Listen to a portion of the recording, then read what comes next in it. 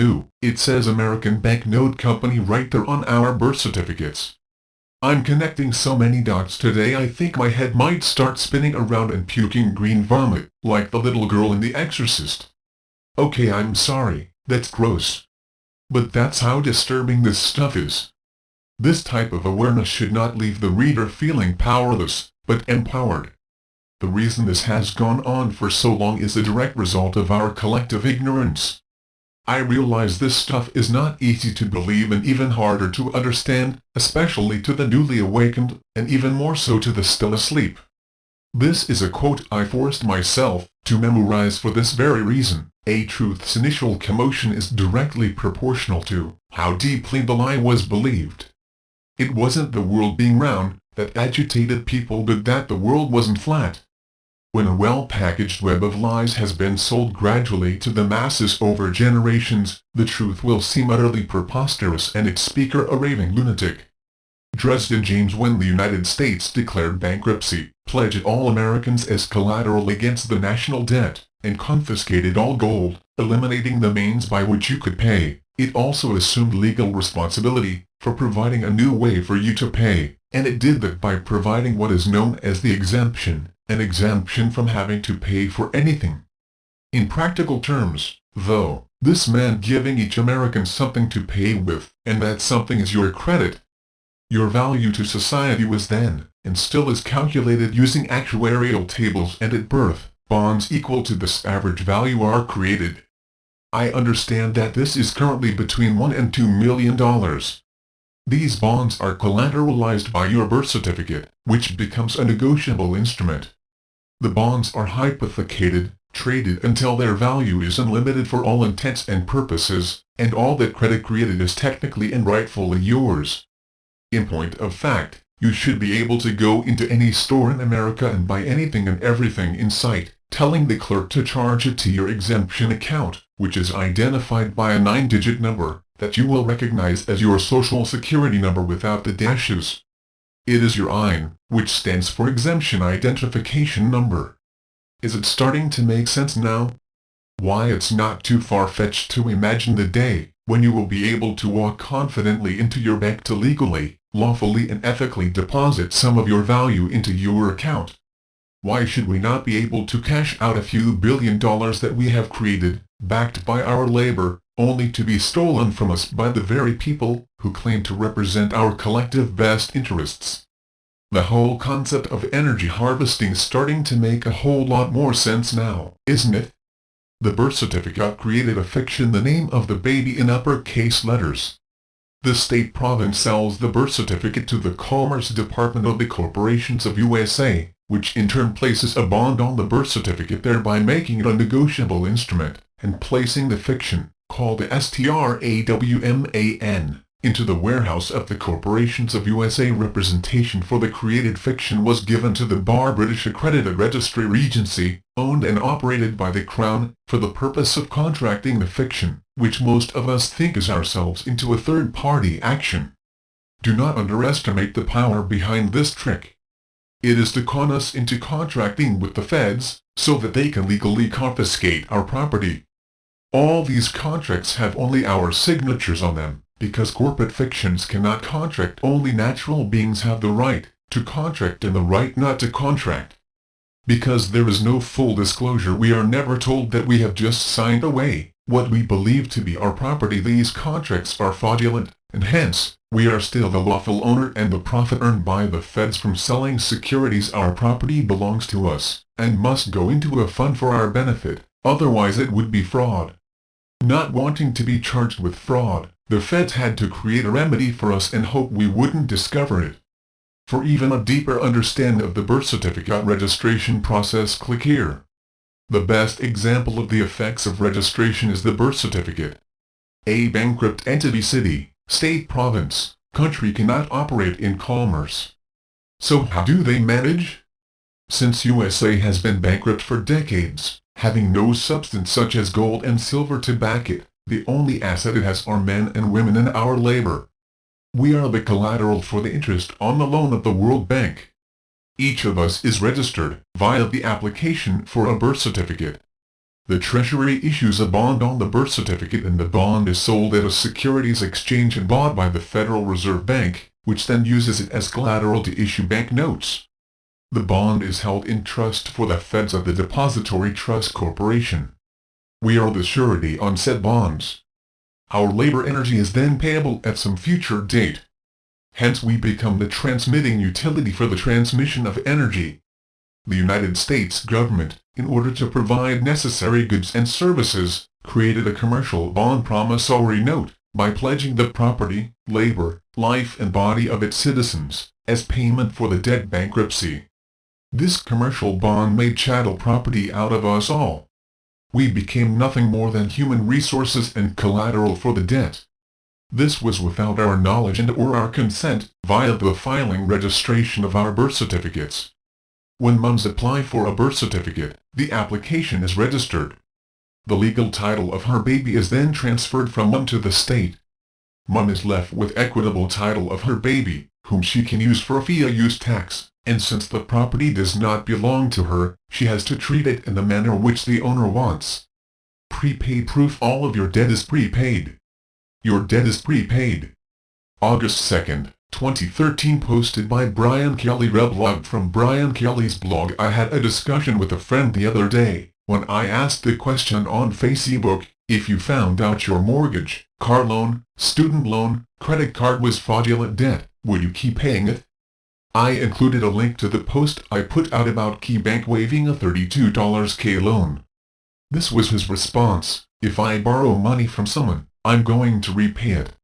I don't care if it's the mafia, some made-up Big Brother organization, or a bank. Stealing is stealing, regardless what you believe. Two wrongs don't make a right.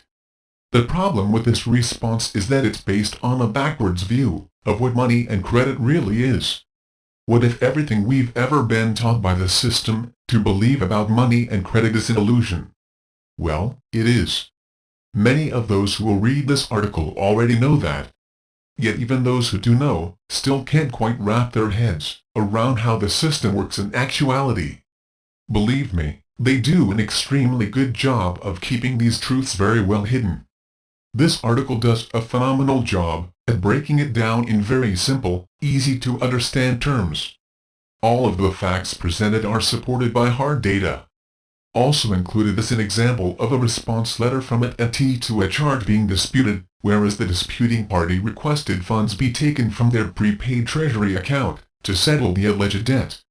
What is not shared by this blogger is the documentation submitted to TATOOTT, which I am working on trying to retrieve from him now. Before I get to the meat and potatoes of this brilliant article, here are a few facts to consider in the response to my friend on Facebook. A deposit created through lending is a debt that has to be paid on demand of the depositor, just the same as the debt arising from a customer's deposit of checks or currency in the bank. Of course, they do not really pay out loans from the money they receive as deposits.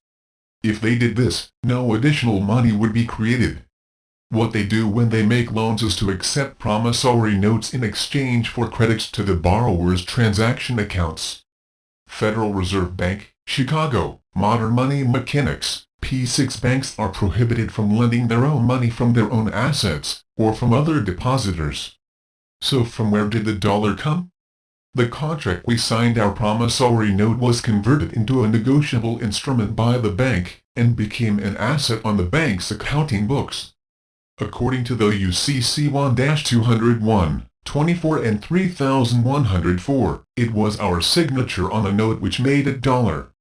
Our promissory note money was taken, recorded as an asset of the bank, and sold by the bank for cash without equal valuable consideration given to us for our note. The bank gave us a deposit slip as a receipt for the money we gave them, just as the bank would normally provide when we make a deposit to the bank. It then created an account at the bank, which would contain this dollar which we just created. A check on this account was issued with our signature, and this account is the source of funds behind the check, which we received as a loan.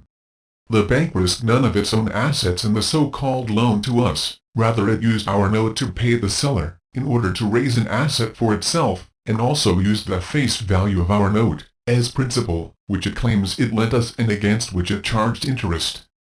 Consideration on the part of the bank is non-existent, so the bank has nothing to lose. It cannot possibly sustain the loss. Since consideration is essential to an enforceable contract and the note was obtained from us via fraud, the entire transaction contract is fraudulent.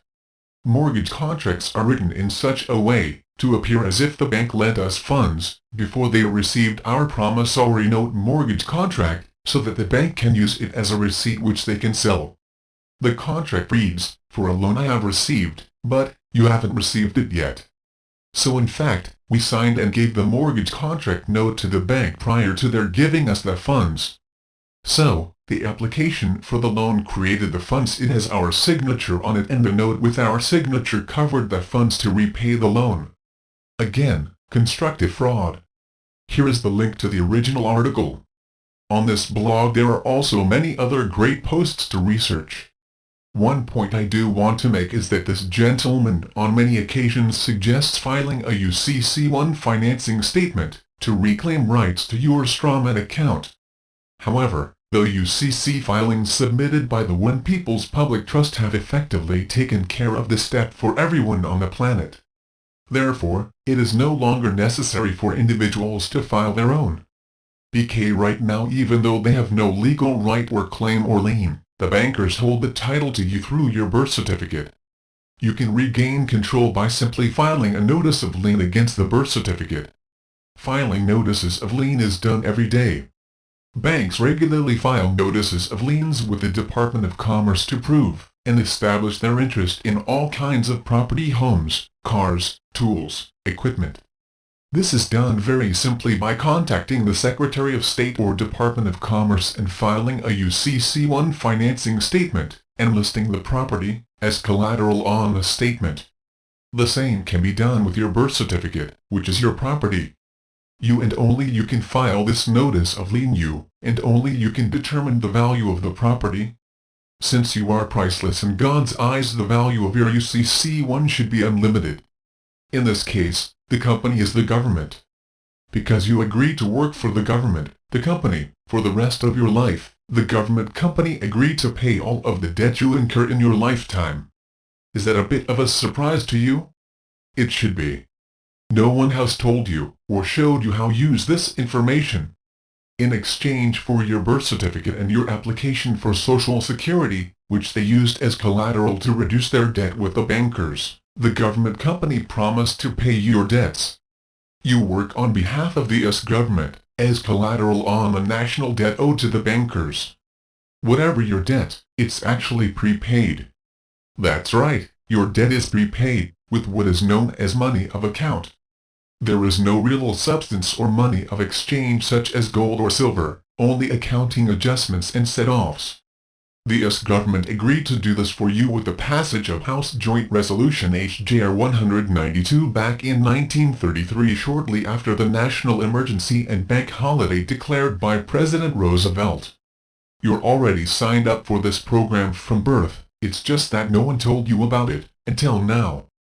Like all good companies though, the US government offered to its worker bees insurance benefits. They offered insurance to us if we would fill out an SS5 form, also known as Application for Social Security Benefits. It's also the hook they used to get us to sign up as their collateral on the national debt. This all originated from the Shepherd-Towner's Maternity Act that was to help new mothers with the care of their children if the mother was unwed. This is why they ask for the maiden name of the mother on the application for live birth. All of us are considered to be bastard children with the government company, as our daddy the SS5 is really a power of attorney POA for the company that issued the insurance benefit to you, the real man or woman. POA was assumed by the company, the government. When they established the new account, they styled the name in all caps. Very few people normally sign their name in all